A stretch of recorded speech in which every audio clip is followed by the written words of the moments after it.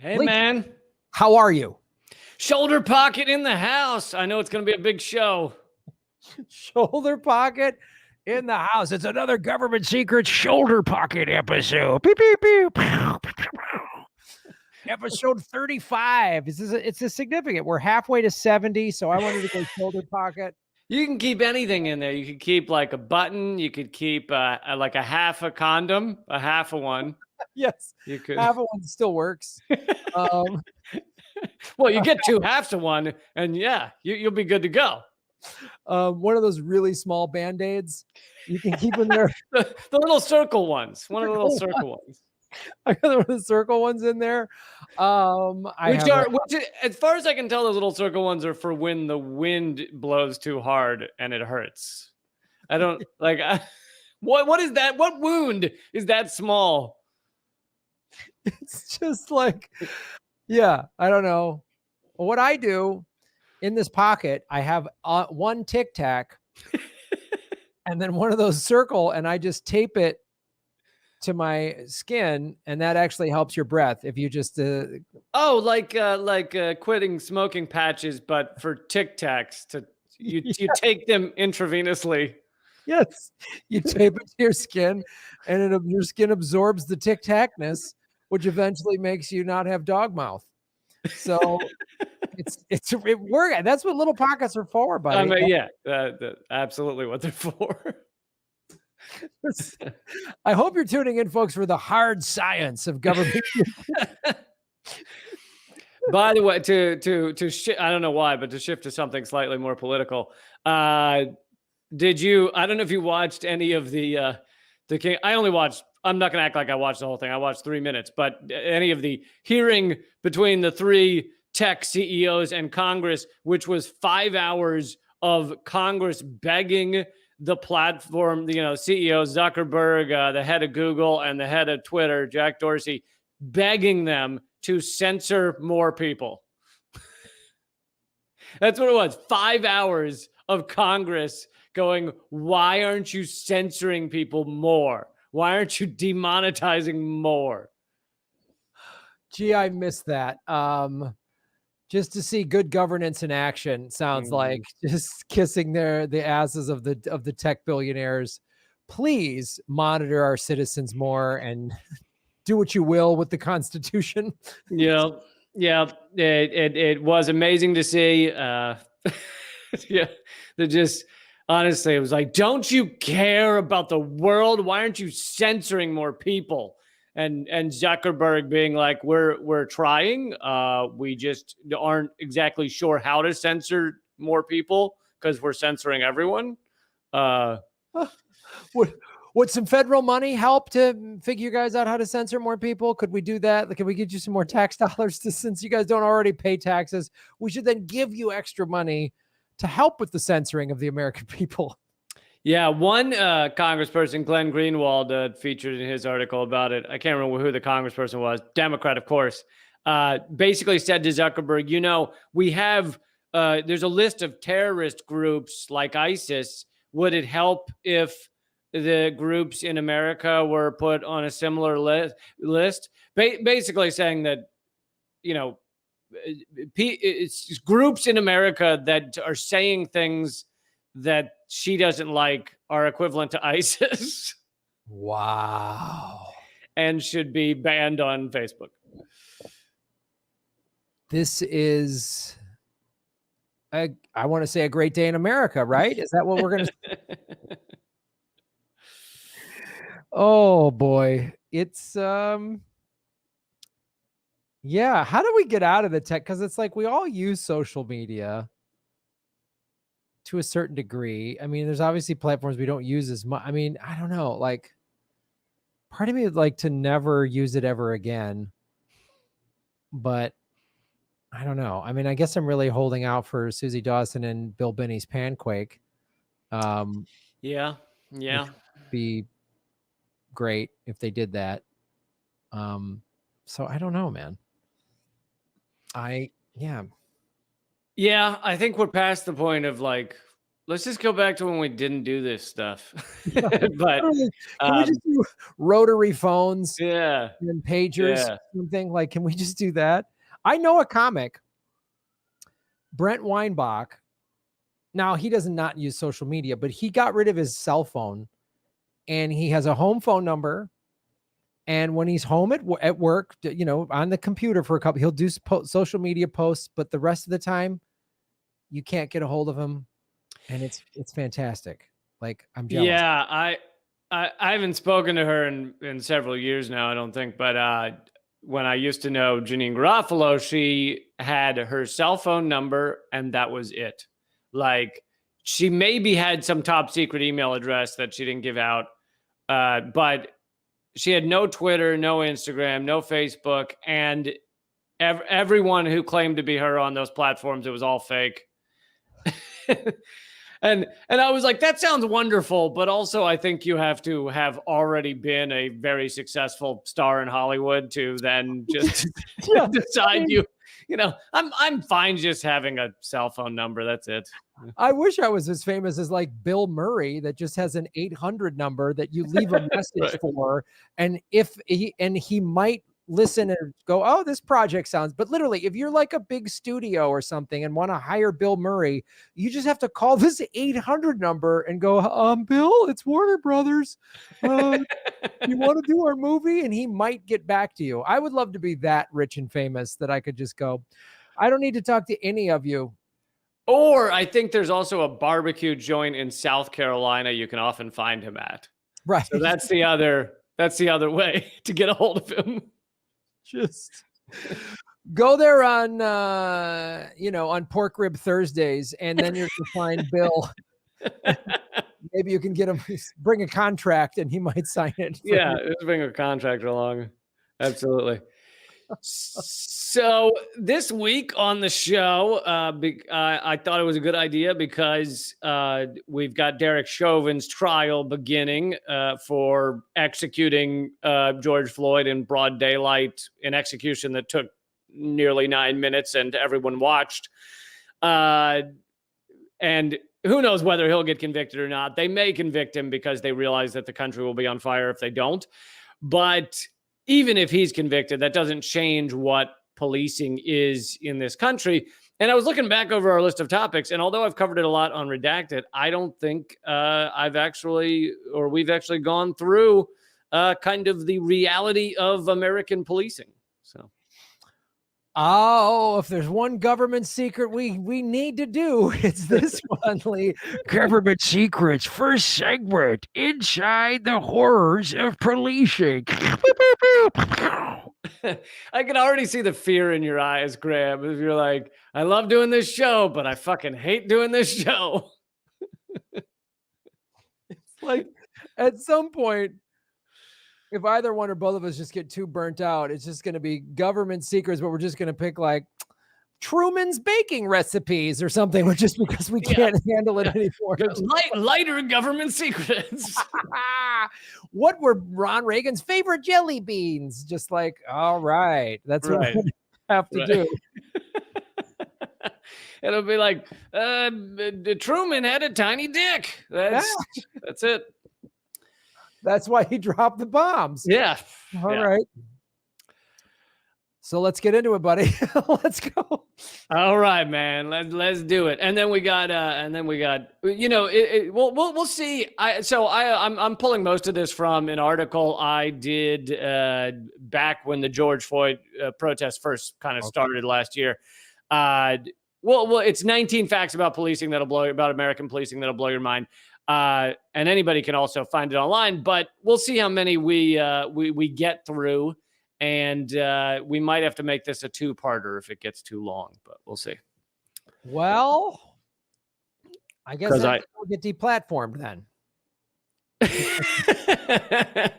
Oh, wait. Oh, that's why you're scared. You're scared of what will be said about police. Yeah, they're just going to first we demonetize, which I'm still demonetized, and then they're gonna anyway. Let's go for it. I tell you what. So the transcript won't see it too many times. We'll in place of the word police, I'll just say Epstein every time. I don't know if that helps the algorithm, buddy, because I've said that word way too many times on this show. So, and on my own show. So just say cupcakes, and they'll think Okay. we're doing a cooking episode. Well, then the Julia Child story will fit. Yes. Oh, that's gonna be our next. Oh, after the cop thing, we're gonna get into just shattering more of my childhood. But go ahead, let's do this. Okay, so let's begin with where American policing got its start. Because believe it or not, here's the thing: is we grow up in it, and it's so normal to just see cops wandering around fucking everywhere, especially in big cities. It just seems like, oh, that's how the world works. It's not really. That's not how it's always worked.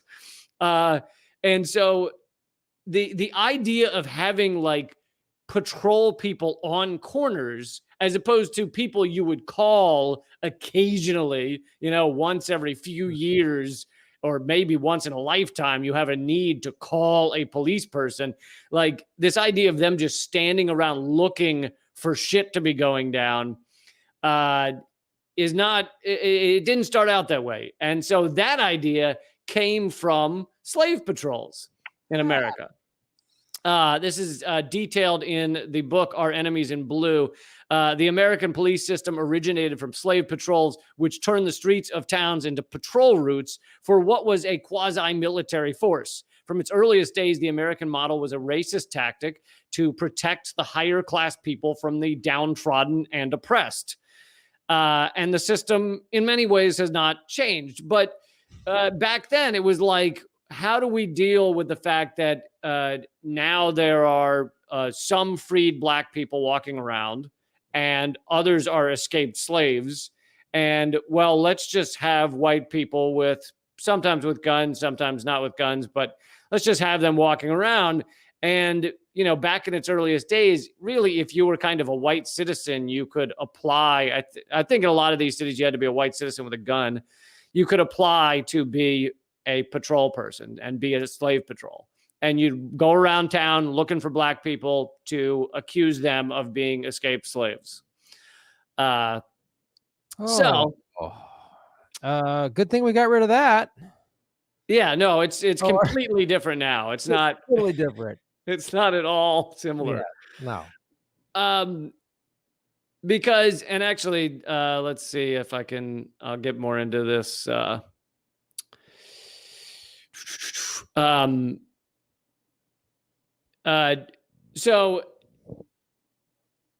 in that same vein, that police are now like stand around and kind of insert themselves into people's lives. Now, some of the time cops obviously are called to big events, there's a bank robbery or whatever, but that's incredibly rare.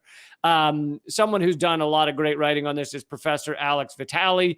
I had him on Redacted once. He wrote The End of Policing.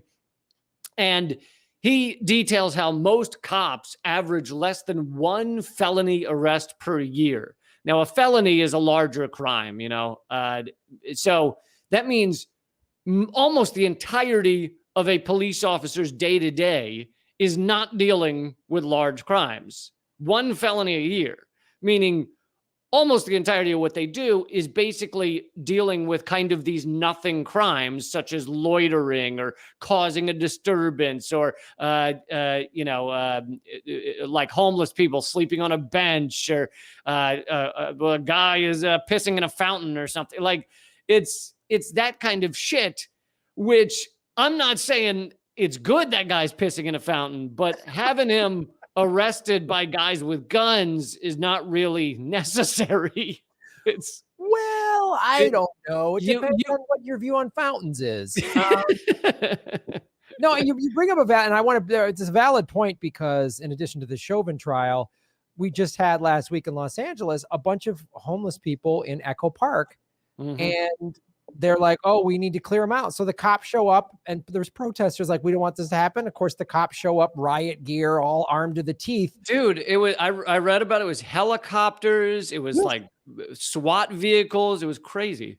It was but that's how they show up, with a military response, because the city of Los Angeles lets developers do whatever they want. I mean, on every street corner in Los Angeles is a high-rise, fancy $3, $4, $5,000 one-bedroom apartment place.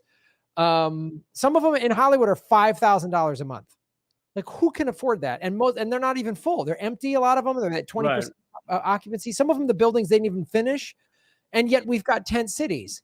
And then the solution to tent cities is to send a battalion to deal with it. Like, yeah. And what I read about Echo Park is because LA has hundreds of thousands of homeless people, and Echo Park had started to evolve into, and it wasn't that many. I think it was maybe 100 or a couple hundred maybe, but it had evolved into kind of a bit of a commune for refugees from economic refugees, not refugees from other countries, but from our economic system. And they had been building it up, from what I read, that it had, a pantry, it had an outdoor or maybe indoor shower, it had, places to use a bathroom and waste disposal and stuff like that.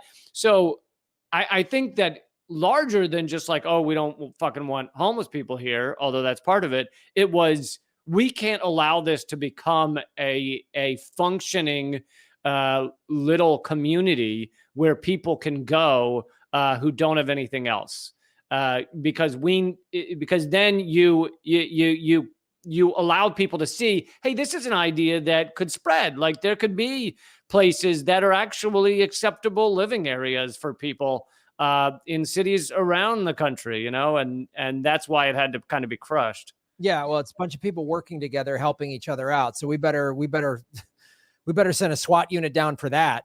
Not to mention the fact that they did this in Finland, and they're now doing it in Utah, which is the Housing First program to deal with homelessness. And they found it's way more effective and costs less money, of course, is giving homeless people, putting not cots and shelters, a home, like a studio or one-bedroom apartment. Yep. And in these complexes are, job training, drug and alcohol treatment, healthcare, whatever that the people need, and with the goal of integrating them back into society. And they have an 80% success rate. And I guarantee you that model is cheaper than the amount of money the city of Los Angeles spent for this, to roll out these tanks and helicopters and whatever, to pay the overtime or what that costs to do an operation like what they just did in Echo Park, which is a military operation. It's something like, I don't know, it's tens of thousands of dollars just in fuel for one helicopter. Yeah. So yeah. It's already, the model we have is, once again, just like Medicare for all, the solution is cheaper than the current tactic. Yeah, Utah saved money. They found out it was cheaper to give people a studio apartment than to have them chronically homeless. And they cut homelessness by 95%. And then a couple of years after they did that, they stopped the program. Oh, good plan. So homelessness in Utah has shot back up. Well, that's weird. It's almost like you have a clear solution. Yeah, exactly. But the thing is, if you get rid of the homeless, then who are the cops going to beat the shit out of? Well, everybody else, I guess. So yeah. Well, and I believe, as George Carlin said, if you don't have the homeless, then who are you going to use to scare the shit out of the middle class? You need the middle class to be terrified that if they stop working for 3 seconds, they'll end up like that guy. No. Yeah, that's true. Oh. So to continue to quote from Vitale's numbers, even detectives. So, on a police force, there's regular beat cops, and then there's detectives, which do kind of the more intense, more extreme crimes. They're the ones who are supposed to figure out the bank robberies and the murders and shit. Even detectives, who make up 15% of an average police force, spend most of their time taking reports on crimes that they will never solve, and in many cases will never even investigate. Most crimes that are investigated are not solved. So even the people who focus on the larger crimes, most of the time they aren't solving them. So again, you have the vast majority of a police force is not fucking chasing bank robbers down a street. It is arresting homeless people, arresting people with mental health problems, and getting, quote unquote, getting them into the system. I mean, this serves the class structure. It serves the systemic racist structure to put people in the system at a young age for small crimes. And so rather than working harder to solve the larger crimes, our government officials have created hundreds of smaller crimes for police to nail citizens for. And we add more of these smaller crimes to the books every year, right? Feeding the homeless, camping in public is illegal, building tiny homes is illegal, and all these laws, they just serve to make homelessness a criminal offense, which is hilarious because it's not like people want to be homeless.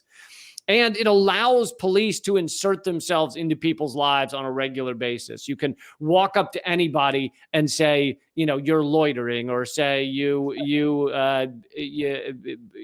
various other things. You're causing a disturbance. People have said you seem threatening. And we see these videos of cops asking a guy why he has his hands in his pockets, as if he's not allowed to have his hands in his pockets. And a study in New York found that half of all those who are regularly in the prison system are homeless. And all of these smaller crimes, just to say one more point on that, it's like the wealthy, and by wealthy, I don't mean you have to be immensely rich. I mean, if you are basically a middle class or upper middle class, the wealthy are not going to be arrested for these things. You won't get arrested if you're a fucking dentist taking a nap in your car. Right. You will get arrested if you're sleeping in your car and you appear to be living in your car. You won't get arrested if you're a guy in a suit and a tie walking with a beer in a bag, but you will if you appear to be homeless or appear to be black. I mean, right. I remember in Matt Taibbi's great book, I think it was The Divide. Might have been another one, but he talks about how open alcohol container arrests in New York City, only 4% are white people, because basically it's legal for a white person to have an alcohol container. It's illegal for a black person to be walking with an alcohol container. Oh, God. And now I'll pause for a moment for Graham to groan into the microphone. It's like at every turn, everything in America is broken, and it's broken because it's based on some old, archaic, racist, greedy, whatever. It's like trace the history of all of it. Like literally the majority of the world's ills, if not all of them, are in some part connected or at least traceable to capitalism. Yeah. Oh, absolutely. I mean, without immense inequality, you wouldn't have this level of racism. You both wouldn't need it to keep the class structure in place, and it wouldn't just kind of further itself by the fact that we all have to be competing with everybody at all moments. So let's point to that person looks a little different. It must be their fault. You just wouldn't have this level of racism at all. Yeah, you wouldn't have all of it then because of the class structure and the wealth inequities. What would the crime rate be if everybody was taken care of? You know what I mean? What would exactly be? What would all of it be? I mean, like, I'm sure, like, there's many reasons to contribute to domestic violence for sure, but I could almost guarantee the number would go down just because a lot of it is fueled by money stress, and which then it's generational.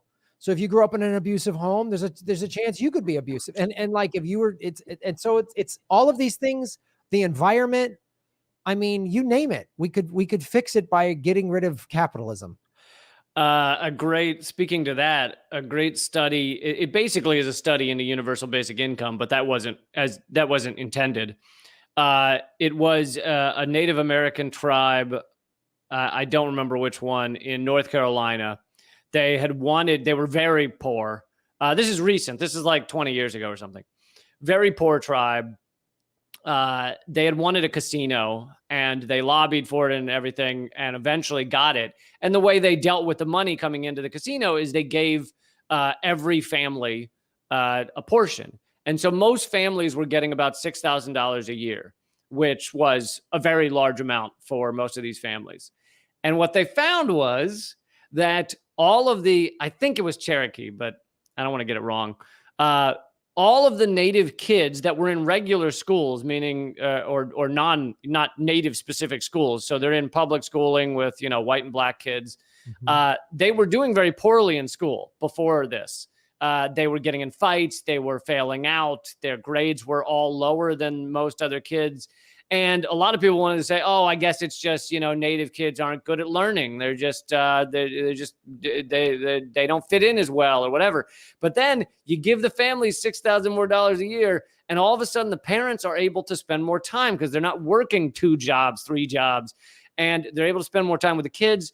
All of those things evened out to the same as the other students. So fights evened out. Failing out was the same. Low grades was the same. It all evened out once you gave the family more money so they could have more time they were able to parent. They were able to spend time with the kid.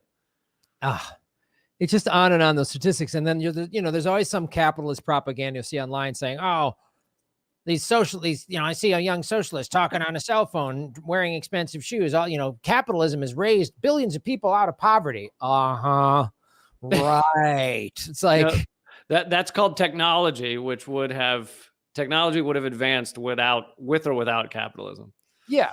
And also when they talk about that, it's like, do you want to go look at the big corporations where these iPhones are made and people making $1 a day? No, there's the third world hasn't been lifted out of poverty due to capitalism. Right. What are you talking about? It's in some places it's been made worse, where they had indigenous people living off the land, and now they're like everything was plundered. Anyway, right. Our country is incredibly wealthy entirely on the backs of both workers that exploited going back to slavery, but also in other countries, and the resources that are stolen from other countries. So, when people say, "Oh, look how great capitalism is," it's like, no, that's how great dominating and extracting everything from other peoples is. Right. But yeah, I think we've strayed from policing for the moment. But anyway, back to our horrifying police departments. I'll give a few more facts, and then we can finish up policing next week in part 2 on American policing. But I thought this was an important. These are important facts to get in here about, because we're dealing with the Chauvin trial and the killing of George Floyd. So some people might know this one. This isn't that secret, but it's certainly not talked about enough. American police kill roughly 1,000 Americans a year, usually a little over 1,000. In 2016, the Guardian reported that it was 1,000. And it's tough to get these numbers because for a long time, or I think maybe it's still now, but if it's changed, it's only changed recently. The police weren't like, there was no general reporting to the federal government on how many murders there had been. So you had to kind of cobble together reports to try and figure out how many people the cops had killed. So the Guardian reported in 2016, it was 1,093. That's roughly 3 American lives extinguished by police every single day in America. Now, compare that to the UK, and I get that the UK is smaller, but the UK averages 3 murders per year. Sometimes they'll have 7 per year, compared to us having 1,093. This means that American police generally kill more citizens in a week in America than the UK will kill in a year. And in 2018, countries like Denmark and Switzerland, their police killed, drum roll please, 0. They actually went through the whole year without murdering one of their citizens. Oh, that sounds awful. They're soft on crime over there. I mean, you'd think they just kill a few just to stay in practice, right? Something. I mean, you just like, oh God, well, they're over there with their free health care and their high quality of living. What the hell, those animals? Yeah, I mean, I don't know what their police do. Somehow they approach situations without planning to kill anyone. And then another fact that people forget when they're talking about these killings, and by the way, people like to point out the racial dynamic because this also comes up with the killing of black people is talked about maybe more, and white kind of usually right wingers like to point out, well, more white people are killed each year by police than black people, and you're like, yes, that's true, but if you look at the stories, most of the white people killed were waving guns. So there is a difference. Black people are killed when they're unarmed.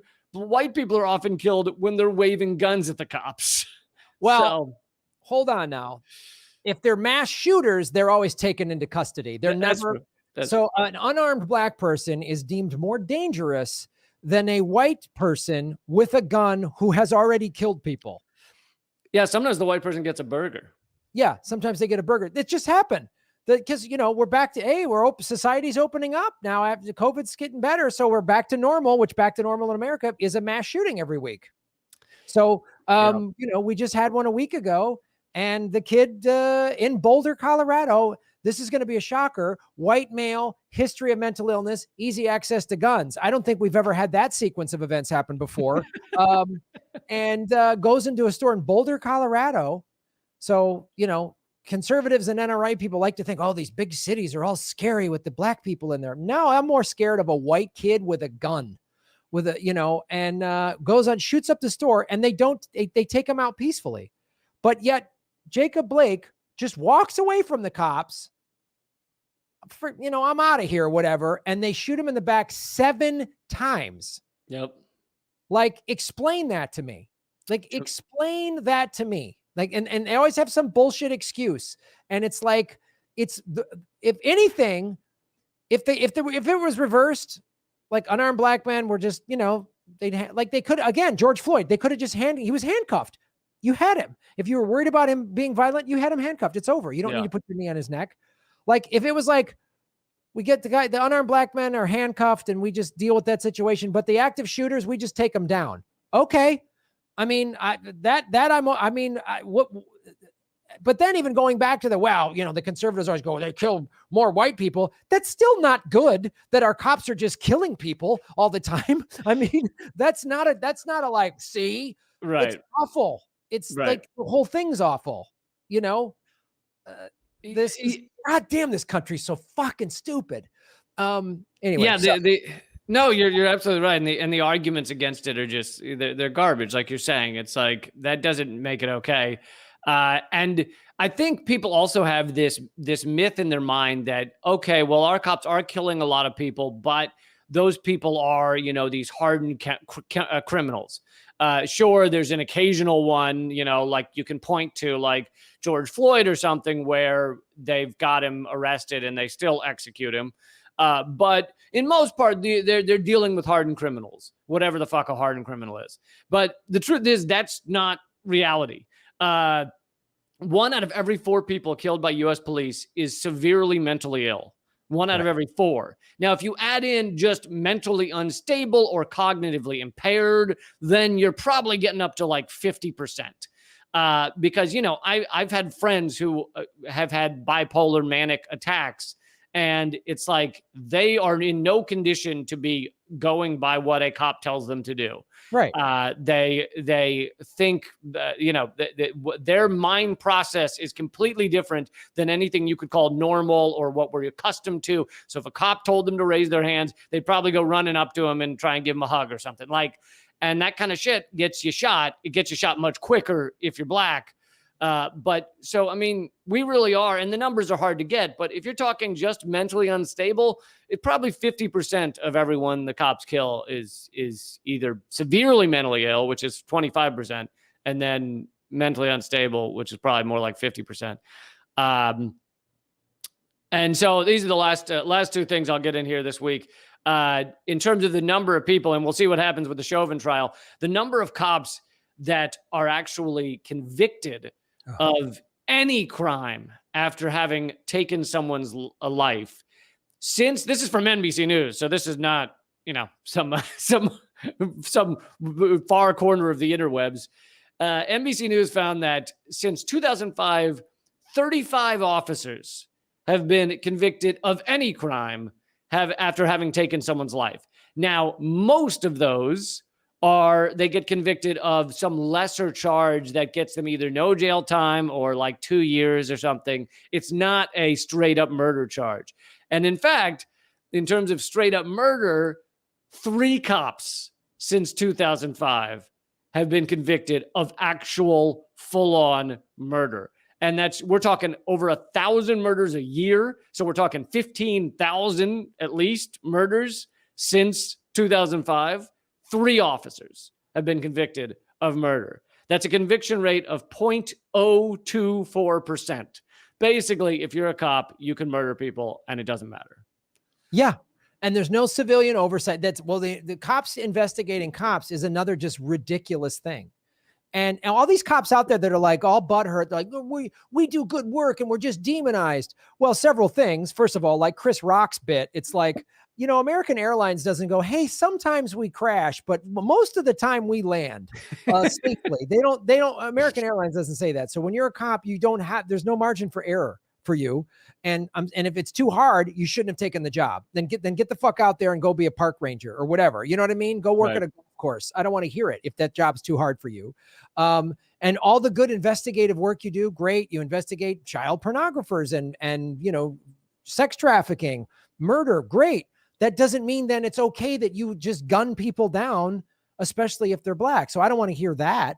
And then the fact that if you were a cop and you're tired of that, cops' morale is low. You of all people should be stepping forward to say, we need independent review, because I'm embarrassed to be a cop now. If I was a cop, and I thought about being one when I was a lot younger, I would be embarrassed to be a cop now. Yeah. But you're propagandized, just like you're brainwashed in the military. You're just, you're always back the badge. No matter what, you back cops, no matter what. You will never speak out against another cop, which means that you're morally weak. So you can't even look at the other side of things. Well, and you either give into that brainwashing and go along with it and try and prove you're the best at the garbage they want you to do, or you usually get flushed out, like you'll quit because you can't go against the whole policing system. No. And almost no one really tries. So if you really morally can't handle what the cops are asking you to do, you don't stay there. So you end up with all cops who are willing to do this garbage, And also they say, we do good work and this, and I go, but most cops, and I have some friends that were cops, one who was on the force for 24 years. When was the last time, I'll say this to any cop, when was the last time you had an interaction with a cop where you weren't already one? Because when you're a cop, especially in America, you say, hey, I'm on the job, it's automatically you're treated differently. I was a cop for 24 years. You automatically get treated differently. So you don't know what it's like to have a cop when they come in with you with that robotic monotone, sir. And you're like, let me explain. I need you to sit down, sir. No, I'm just telling you this, sir. And they just shut you down. And cops don't have that done to them. And they should. They should have a bunch of federal officers come into where they live and kick the door down and put their knee on their necks and just tell them to shut up. And the minute they go, wait, hey, I'm a cop, and this boom, put their head on the wall and snap their arm and see how they like that. That should be every cop training. That should happen once a month. They should just get arrested and get their heads smashed into the wall. Once a month, we're going to pound your head into a wall. We're going to pound your head into the wall. And then we're going to go, how'd you like that?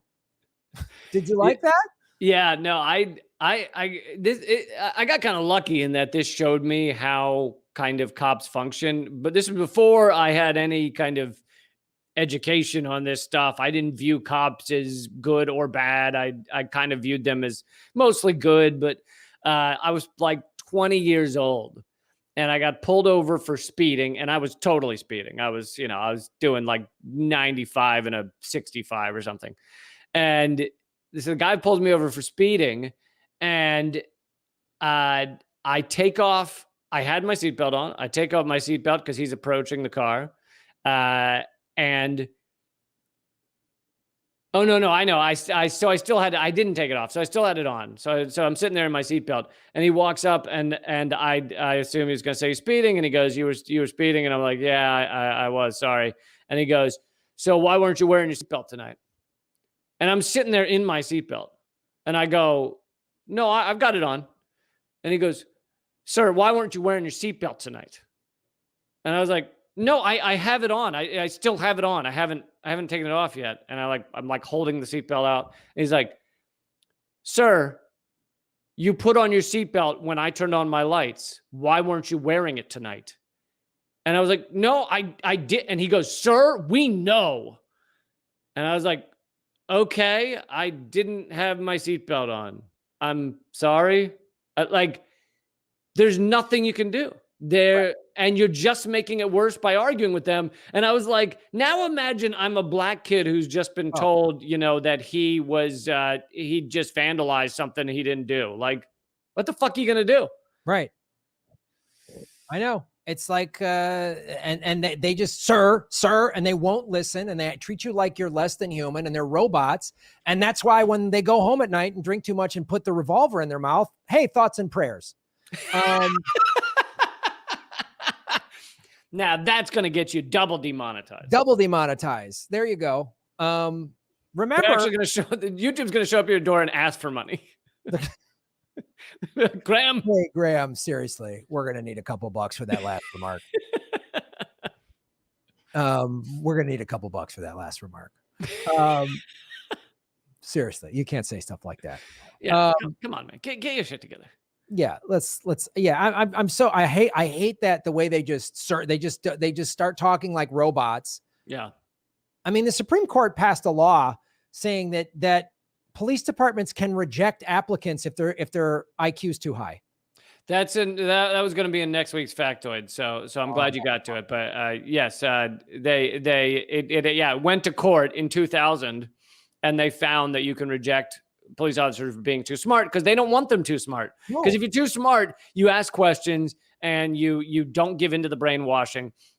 And beyond just too smart, Officer Ray Lewis, who's one of these few who has become an activist against policing, and he was an activist for Occupy. Philadelphia captain Ray Lewis, he said they also don't want to hire people with too much empathy. So they give cops empathy tests, and they won't hire them if they have too much empathy. And actually, you can go to there's some official police website. I quoted in the article. I don't want to look it up, but it's like, police.org or something. And they have an article there that said that talks about how having too much empathy as a cop is as a bad thing. So you shouldn't have empathy. I mean, it's like, no wonder you end up with fucking big aggro, roided out assholes. That's who they're trying to hire. That's who, then they're trained to do that. That's why they're just like, take control of the situation. That's why they just go, sir, I'm going to need you to comply, sir. And it's like, you're not listening to me. You're not being reasonable. Like and dumb people, dumb roided out morons can't handle reason. It's like, if you ever argue with like a customer service person and they're like, this is our policy. And you go, that's not what happened though. I'm explaining to you. And they just repeat the thing, because they're too dumb. That's all they know how to do is say that same thing over and over. Like a cop, they're too dumb to all they know how to do is say the same thing over and over. They won't listen to reason. They already see you as guilty. Yeah. And that's it's a completely broken system, and they hire morons, and these morons shouldn't be given guns. Like, no. And next week we'll get into the amount of time they have training with those guns. I can't wait for that. I feel like we should extend these to 2 hours. First hour is like this. Second hour is therapy with Graham. Just, yeah. The world's solutions are so clear. Oh my God. The answers are fucking out there, man. They're so clear. They're just clear, just like one word answers on a billboard. Here's how you fix it. And they're just, well, I don't know. It's hard. There's too many things involved because we're all so goddamn stupid and greedy. Anyway, let's go to our next subject. Let's hit on something sweeter and nicer like Julia Child. Julia Child. So if you're younger, you don't know who Julia Child was. But if you're in your 40s or older, you probably know. I used to watch her as a kid. She was on PBS. She did this cooking show. And she was just like, oh, we're going to cook this. She had this big personality. Dan Aykroyd. And wasn't there an SNL sketch too? Yeah. Yeah. Dan Aykroyd would play her on SNL in the 70s. And I remember he was like famous, and he'd like, he like cut himself, and there's like all this blood flying. I was like, oh, it's just a little bit of a nick, but I'm okay. I'm feeling a little dizzy. I remember, you know, and it was so like if you grew up in the 70s, you knew who she was, and she just made this great little thing. As another thing, she was very one of these iconic figures like Mr. Rogers, Julia Child, you know, that you just knew growing up. And my mom would, you know, my parents would watch her cooking show and thought she was so sweet, but typical of everything. And that's America, everything that's sweet and nice. It's a filthy scam. She worked for intelligence people, of course. And so we're going to get into she worked for the intelligence community. You're blowing my mind, Graham. Right? I was unaware. So was I. No, don't you dare say Bob Ross. If you say Bob Ross was CIA, I swear to God. I mean, you find out, oh, Gloria Steinem was CIA. Oh, there's your women's movement was run by the intelligence community. Like everything in America is a scam and a lie. That's why I get so mad, because I was raised, cops are good. I liked cops. You're supposed to like them. Yeah. It's a lie. America's not great. It's a lie. It was built on slavery and racism. We're not the greatest country. We're the greatest country at murder, at greed, at like bombing everybody. Something you and I think really link up on is when we find out we've been lied to on something, it's like fucking infuriating.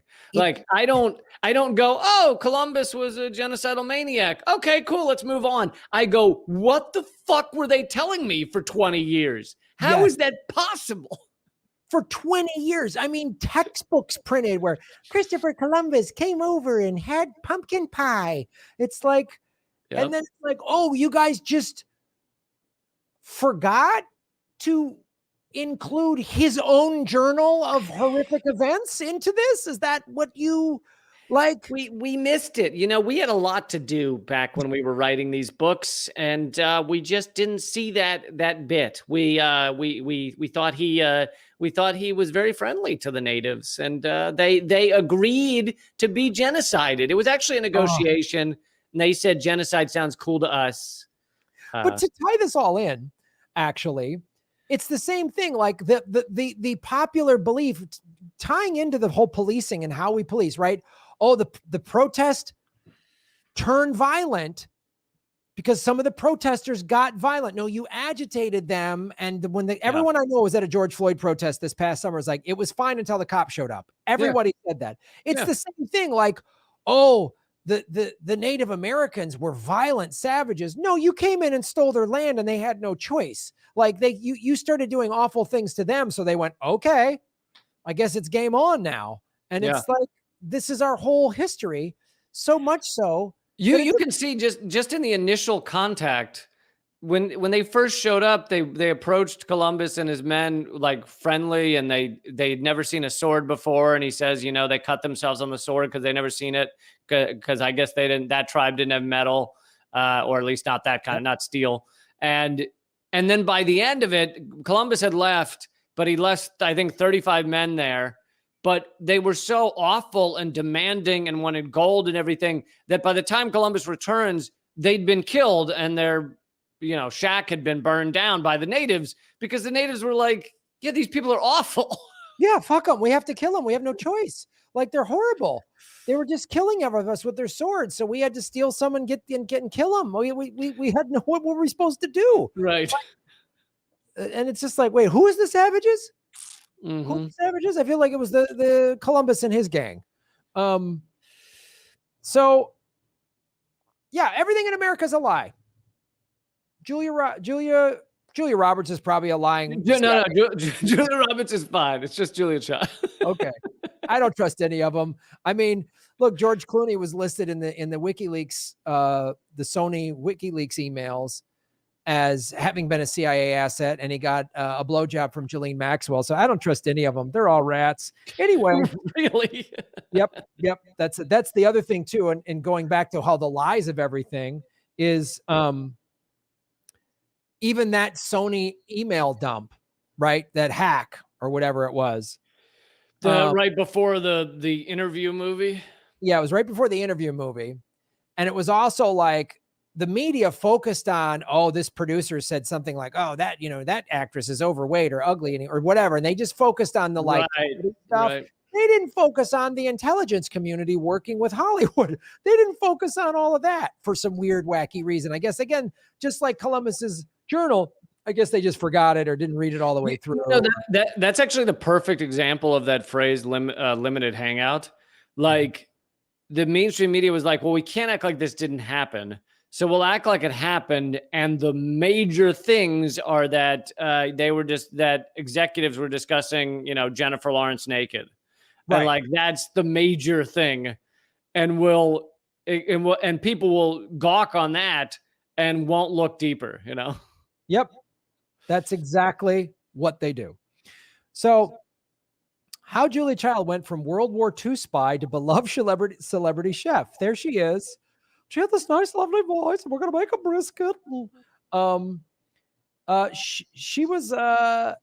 She handled top secret information as an officer for the agency that preceded the CIA. We've talked about them before, the OSS. That was basically created in World War II. That was Office of Secret Services or something like that. Right.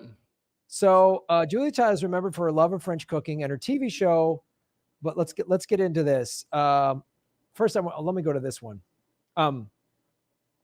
Just to view her intelligence. In August of 2008, the United States National Archive released tens of thousands of personnel files of those who work for the Office of Strategic Services. That was it. OSS was Office of Strategic Services, the forerunner of the CIA. Among the former employees was one Julia McWilliams, the future Julia Child.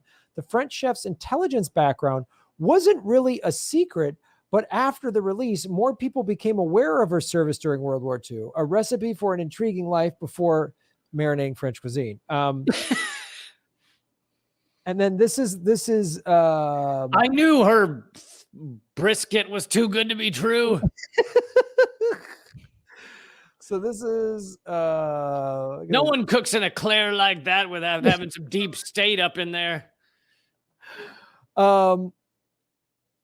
Julia Child took a secretarial course at the Packard Commercial School, but quit after a month when she landed a job as a secretary with W.J. Sloan, a home furnishing company in New York. She was in charge of highly classified documents related to U.S. military activity during World War II. She wanted, like a lot of Americans, she wanted to work, and I want to, fight the Nazis in World War II. She began in volunteering with the Pasadena chapter of the American Red Cross, where she headed the Department of Stenographic Services. She also worked in the Aircraft Warning Service. When she tried to join the military good, she was rejected from both the Women's Army Corps and the Women's Accepted Volunteer Emergency Services because she was too tall. In 1942, she became a senior typist with the research unit of the Office of War Information in Washington, D.C.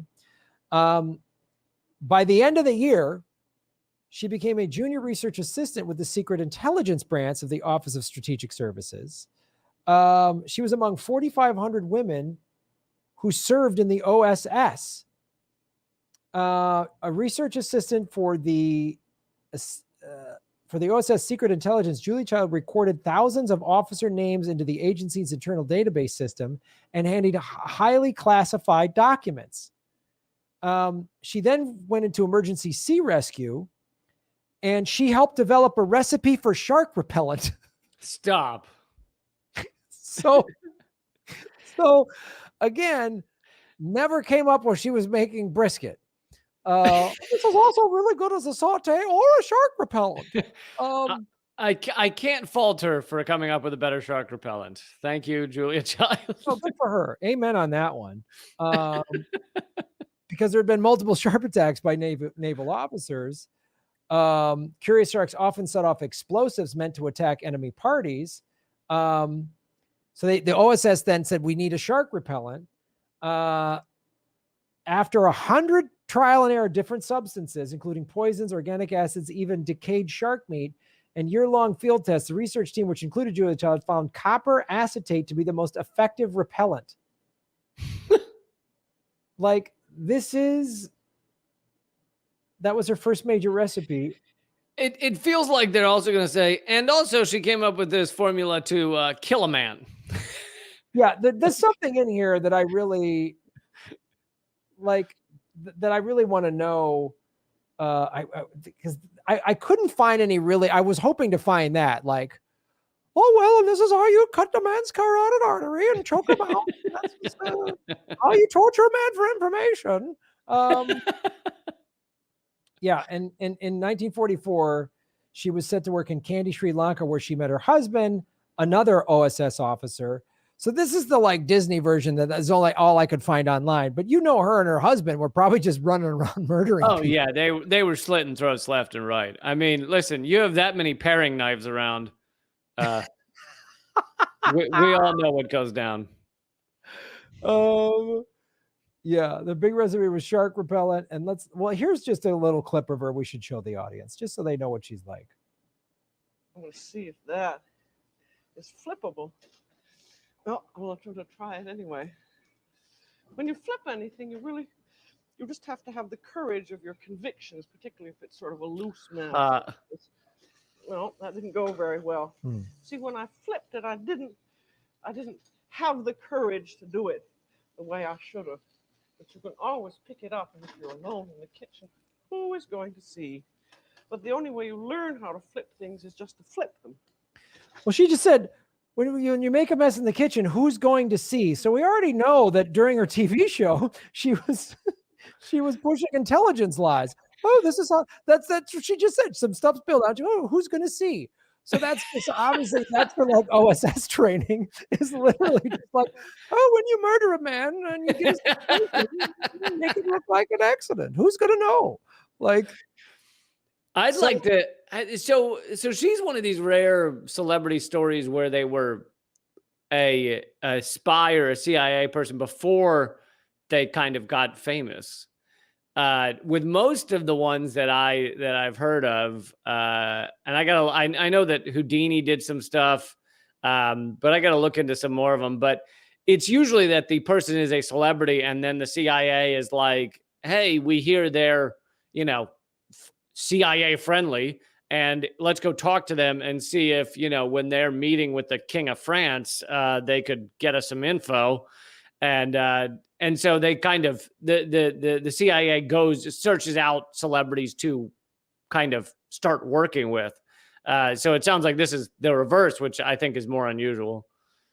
Yeah, I mean, I know how they look after certain types of people. So my father was a college professor. He's a research professor, and he spoke German fluently, and would go to Germany at least once a year. We lived there. Well, my family lived in Germany in the 60s before I was born. And then we lived there again in 1975 and 76. He had a research scholarship. But my dad told me later in life that they approached him and said, when you're in West, because this is again, West, there was West and East Germany. And my family lived in West Berlin before I was born. And then we lived in Munich when I was alive. My dad said that somebody approached him and said, hey, would you mind just listening, when you hear any parties, any information, because you're going and then listening to these German professors and just reporting back to us. And he was like, no, I'm good. I don't want to do it. That's what my dad told me. No, I'm trying to quit. Let's not. And my dad and my buddy, when I told this story to my friend, one of my friends is convinced my dad was an intelligence operative, because he was in the Air Force National Guard, and he did code breaking.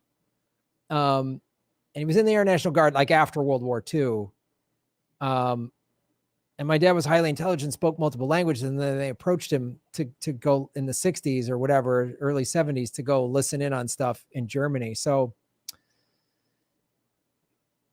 it doesn't surprise me that Julia Child her and her husband were running around murdering people. What do you think's in the meat? Oh, just a touch of shark repellent and fear from a Russian operative that we tortured or whatever. So, all right, that's Julia Child. That's our big government secret. There you go. Ruining everybody's childhood heroes yet again. Government secrets ruining your childhood again. Next week, Captain Kangaroo. Was he actually a sniper? Like, probably was. Who knows?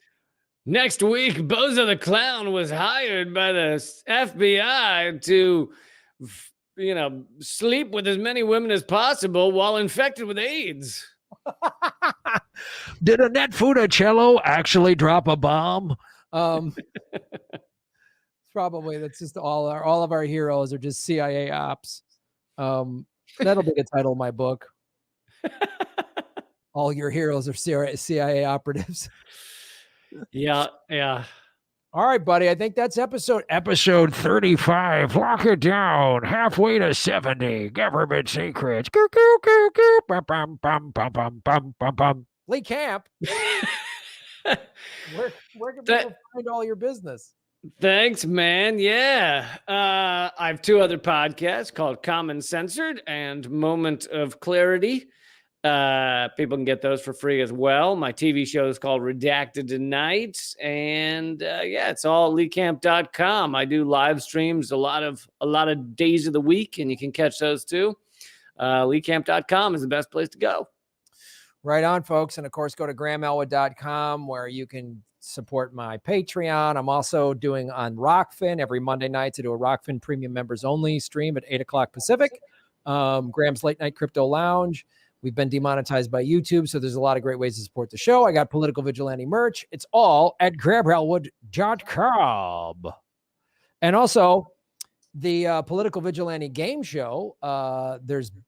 We've done 4 episodes now, maybe 5. Which I just won, motherfuckers. Lee Camp just won handily, the victor. So you can watch all of those if you're a Rockfin premium member or a Patreon member. So check all of that out. Lee, outstanding work today. Thank you, man. You too. All right, buddy. We'll see you soon. Bye.